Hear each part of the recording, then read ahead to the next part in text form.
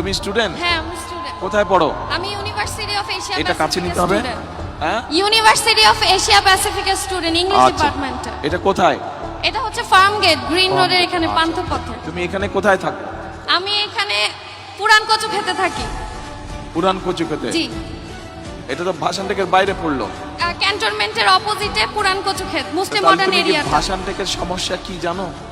আমাদের এইদিকে তো স্লাম এরিয়া, মানে মানে বলতে বস্তি এরিয়াটা বেশি। তো সাধারণ মানুষের মানে আমাদের ক্যান্টনমেন্টের ভিতরের এরিয়াটা খুব সুন্দর, গুছানো পরিবেশ, সুন্দর পরিবেশ। তো এই দিকের পরিবেশটা যদি আরেকটু সুন্দর হতো, সেক্ষেত্রে আমাদের মানে পুরো জোনটা একই রকম দেখা যেত, সুন্দর দেখা যেত। মানে যাতে সবাই বলে যে ক্যান্টনমেন্ট এরিয়াটা বা কচুক্ষেত এরিয়াটা, ভাষানটেক এরিয়াটা 17 আসনের অন্তর্ভুক্ত আছে, এটা দেখতেও ভালো লাগবে, মানুষের কাছে বলতেও ভালো লাগবে। আচ্ছা, তোমার নামই তো জিজ্ঞেস করিনি। আমার নাম হেনা আক্তার মিম। আমার বাবা হচ্ছে ঢাকা ক্যান্টনমেন্ট বোর্ড ওয়ার্ডের সাংগঠনিক সম্পাদক মোহাম্মদ ফেরদৌস আহমেদ। আচ্ছা, এই যে আমাদের এই বোন একটা কথা বললো, এইটার সাথে মোটামুটি কি আপনারা এই এলাকাবাসী একমত? একমত, ঠিক বলছে? আচ্ছা ঠিক আছে, ওকে, বসো তুমি এবার। ঠিক আছে।